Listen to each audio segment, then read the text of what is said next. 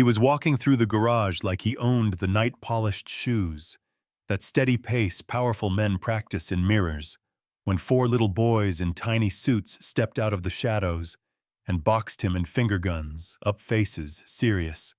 Same cheekbones, same stubborn brow, same eyes. And Eli said, "Don't move, sir. This is a hold-up," while Ethan held out a palm, and Ezra added, "Olet." Please, and Damon Voss, the man who once told me I was lying about the life in my belly, slowly handed over his leather wallet, like he'd slipped into someone else's dream. They checked his ID, gave it back, and Ethan said, "Thank you, Dad." Then I stepped forward from the column where I'd been shaking and steady at the same time and said, "Hi, Damon. Long time, yeah. That happened." People think the worst part of betrayal is the moment it lands, but it's the echo after the days you try to remember how to breathe. With new ribs back then, I'd stood under the blue glow outside his private room at the blue door, the bass pulsing through the wall like a second heart, and I put a plastic test in his hand. Two angry lines staring back at both of us. "I'm pregnant," I said. And instead of holding me, he narrowed his eyes and flipped the test over like the truth was printed on the barcode. "I use protection," he said, flat as a closing door, "unless," and he let it hang until the air went cold, "unless some other guy got you pregnant. You know that feeling when the floor drops 2 inches and your stomach doesn't get the memo?" "That was me," I said. "No one else has touched me," I said. "This is ours."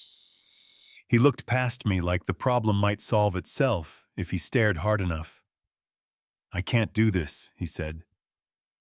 "Let's break up." Then he went back to the leather couch and those fake smiles, and I stood alone in the humming hallway, learning how to walk on a broken assumption. I ran north to Montreal. Aunt Marisol's place smelled like Dr. Pepper and eucalyptus. She worked nights at a clinic, left sticky notes on the microwave that said, "Proud of you," in crooked loops. Winter bit my cheeks and cleared my head in the day the boys arrived. The nurses laughed because they kept lining up the bassinet cards. Wrong 4 sons, Eli and Ezra and Ethan and Evan, the E-team, loud from the jump, like they'd been arguing in the womb about who gets the window seat. I learned their marks, the way a sailor learns the sky, a crescent on Eli's shoulder, a dot on Ezra's ankle, a faint splash between Ethan's shoulder blades, a comma under Evan's ribs. We built a small, fierce life. I ate peanut butter so they could have new shoes. I folded laundry until my hands forgot they were mine. And some nights I'd look at their faces and see Damon's angles, and my throat would close, not because I wanted him back, but because the story wasn't finished, and I was too tired to write the ending alone. 5 years later, I told the boys we were flying back to Texas, not for a scene, but for the truth. They lined up like a board meeting. "Are we going to see him?" Mom and I said, "Yes, he's your father. You deserve to be seen." Austin smelled like warm concrete and smoked brisket and old choices.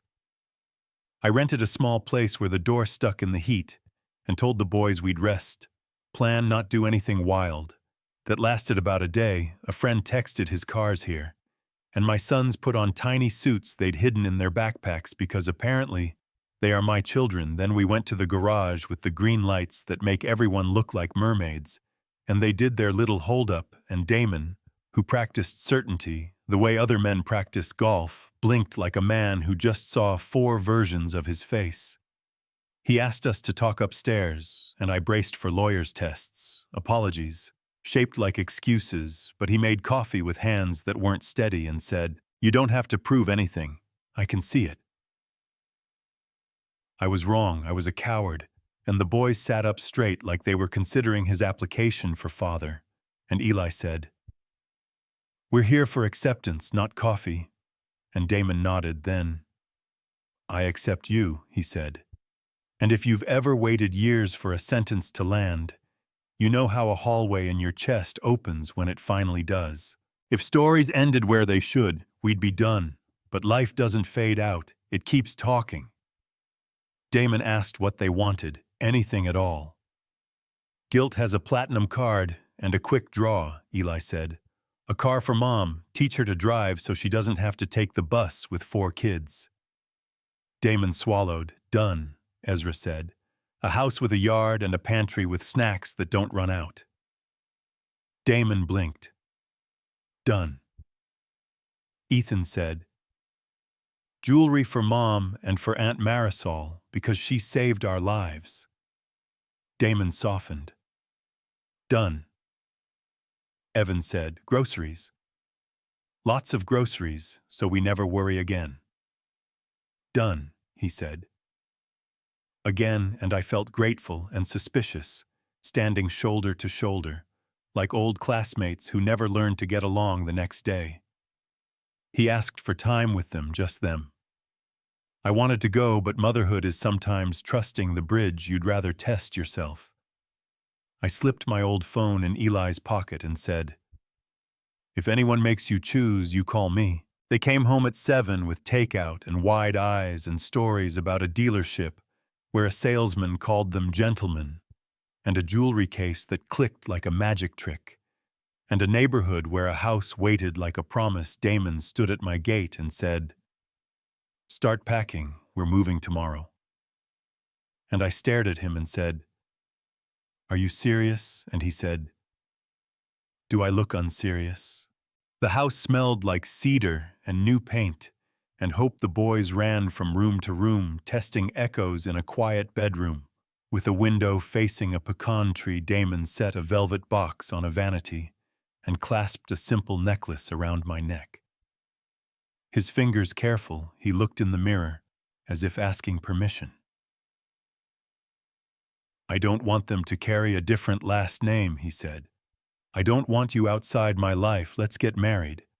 It's possible to love someone and still remember exactly how they hurt you. It's possible to say yes while half your heart whispers, a fool. I told him I needed time, he told me to take it. 2 days later I called and said yes. We got married in a courtyard behind the blue door, small and warm and loud in the right places. The boys wore bow ties and preened. Aunt Marisol cried from a phone propped on a chair. Damon promised to show up slow and steady. I promised to unclench my fist a little each day. He taught me to drive in an empty church lot. I laughed at my first clean 3-point turn. We tried Sunday dinners with his parents, where the stew never ran out, and his mother pressed my hand like she was apologizing. For every man who made me small, I started to breathe like the room belonged to me again. Then Ezra tugged my sleeve one afternoon and whispered, we're close to what I asked. Draining Dad's money, he said, like he was giving me the score at halftime. How he grinned with an old soul in a 5-year-old's body. Donations, charities. He doesn't want boats, he wants to help. We asked him to give big to schools and shelters and clinics, to name scholarships after Aunt Marisol. And he tried to go smaller, and we said, think of the lives, Dad, and he did. And he gave, and we made a list of more. I should have been proud. I should have been scared. I was both that night. I packed bags quietly while they drew the new house from memory. Damon came home early, saw the bare hangers, found us at the old apartment, like he'd put a tracker on. On my doubt, he stood in the doorway and said, talk to me, what's happening? We're going back to Montreal, I said, because the words had to leave before I lost courage. He looked at the luggage, then at me. Did I push too hard, he asked, and I told him the truth. I told him how angry I'd been for 5 years, how the boys turned that anger into a plan, how I let it happen, because it felt like justice, then watched it twist into something I didn't recognize. Be mad at me, not them, I said. He put his palms on the frame like he needed the building to keep him up. Riley, he said, voice cracking for the first time since I'd known him. I don't care about the money, I can earn it again. I can lose cars and titles. I cannot lose you. I cannot lose them. Tell me one thing. Did you marry me for revenge? Or because some part of you still loves me? Pride reached for a clever answer. But I'm tired of clever both, I said at first. But the love never left. His shoulders dropped then. Stay, he said, simple as water. Stay and let's build something better than payback. We went home and sat cross-legged on the rug. 4 boys and 2 adults trying to be more than our worst moments. Your mom told me everything Damon said.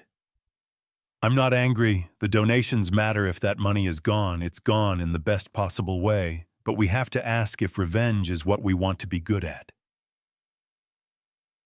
Eli looked at his knees. No, he said, not really. Ezra said, we just didn't want Mom to struggle. Damon nodded that part. We keep taking care of your mom and each other. The revenge we throw away. We all nodded like a jury that finally found the right verdict. Weeks passed. We learned carpool and whose shoes go in which basket, and that Damon snores when he reads contracts on the couch.